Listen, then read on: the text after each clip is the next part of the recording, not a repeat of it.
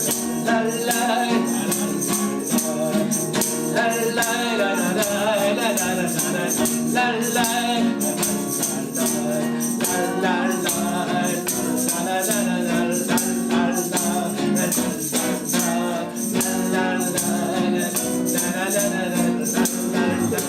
savez, depuis que la description, comme ont fait les grands sociologues comme Grimm, Andersen, Perrault, la société ogresque a changé. L'époque de l'ogre et de l'ogresse attendant patiemment dans leur maison en pain d'épices qu'un jeune enfant vienne s'égarer pour en faire du ragoût est révolue. Puis lors on a connu l'exogre rural, la révolution agroalimentaire, le consumérisme de masse. C'est à la lumière de tous ces changements qu'il nous faut considérer la question. Un gamin s'attarde devant la vitrine.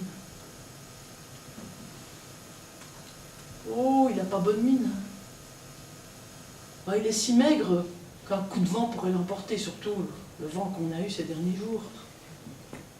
Il plonge la main dans la poche de son pantalon rapiécé. Elle ressort vide. Alors, petit snot-neuse, dis, qu'est-ce que tu fais là, devant mon magasin? Ah, Madame Grutfreter? Dis, qu'est-ce que tu regardes comme ça une fois? Hein? Ah, ce sont les chocotoffs. Allez, viens, je vais t'en donner un. Mais oui, j'ai plein d'autres smochters de rats au fond de mon bol amical. Allez, comme, n'aie pas peur, dis. Et confiance. Et confiance.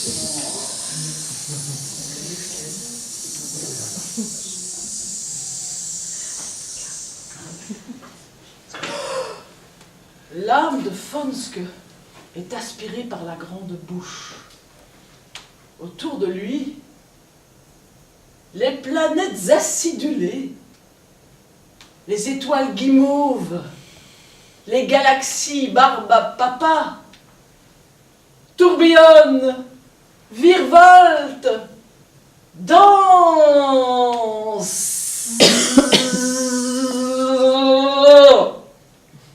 Et puis plus rien. Le trou noir. Pas de faire d'Eckelwich. Vas-tu manger ton américain?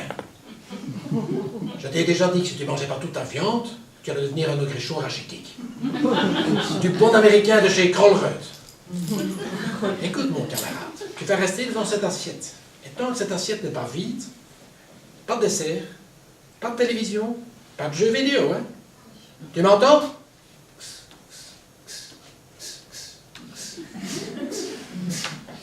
Bon. Allô? Allô, quoi? C'est pas un GSM, c'est un iPod. D'ailleurs, cet iPod, c'est mon seul pote. Ça n'a toujours pas capté que je kiffe pas la bidoche. Manger son prochain, c'est vraiment trop moche. Vous êtes lourd. Vous avez rien compris de mes amours. Depuis tout petit, la viande, je la recrache et c'est le chien qui la mâche. Pourquoi vous croyez que depuis des années, ce Klebs déborde de son panier? C'est pas en mangeant des croquettes ni des crevettes qu'il est devenu comme une grosse favette. La viande me fait flipper, les légumes me rendent gai, alors captez-le bien, je suis végétarien. Les légumes, le bonheur est dans les agrumes, les fruits et les légumes, c'est qui compte pas pour des prunes. Les fruits et les légumes, le bonheur est dans les agrumes, les fruits et les légumes, c'est qui compte pas pour des prunes. Alors, cher professeur, dites-nous, l'ogre du XXIe siècle est-il encore bien dans son assiette? Vaste question que voilà. Pour tenter d'y répondre, j'ai envie de vous parler de la notion de normalité. Voyez-vous, en neuropsychiatrie, c'est une question récurrente. À partir de quand doit-on considérer qu'on a affaire à un sujet malade et jusqu'à quand doit-on considérer un comportement comme normal? En d'autres termes, à partir de quand doit-on parler d'ogrisme et jusqu'à quand peut-on parler d'ogritude? Mens insana in corpore sano la véritable histoire de la famille Grutefreter. Oyez braves gens, la triste complainte de Yann le teinturier, le roturier. Oyez braves gens, la triste complainte de Yann le teinturier, le roturier. Teintant en rouge les draperies de Bruxelles, avec sa fille Catherine, la tendre pucelle. L'histoire que Louis découvre dans le carnet commence en 1316, dans le duché de Brabant. À l'époque, Bruxelles est entourée par la première enceinte, et l'île Saint-Géry dessine comme un cœur. La porte en chêne s'ouvre à contre-cœur. C'est Guillaume, en personne, en chair et en os. Enfin, j'aimerais plutôt dire en os, parce qu'il est maigre et long comme un fil. Tout rappelle le vautour chez lui. Son nez, son cou, ses ongles. Qu'est-ce que tu veux? Et c'est pas pour vous demander de l'argent, c'est pour vous demander un pain. Un pain? Oui, vous savez qu'il est singulier, un pain. Et quoi encore, tu crois que ça pousse aux arbres? Parce que je vais trouver, moi, ce pain. Ce pain, je ne vais pas te le donner, je vais te le prêter. Et tu vas me le rembourser dans une semaine et un jour, avec ce que tu as de plus précieux. Alors, Yann, je viens réclamer mon dû.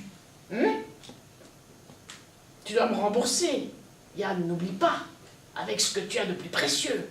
Alors, Yann, il prend la croix en or qui orne le cou de sa femme et il l'attend à Guillaume. Oh, garde-la, ta croix minable. Non, ce que tu as de plus précieux, Yann.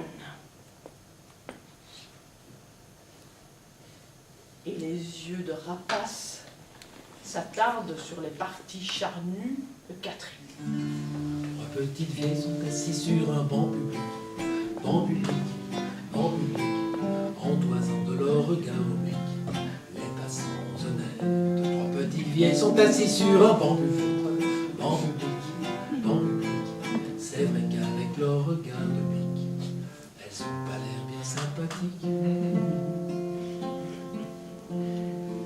Ce jour-là, Boudinet lève les yeux de son journal et sur le banc, sur son banc habituellement vide, il voit trois petites vieilles vêtues de noir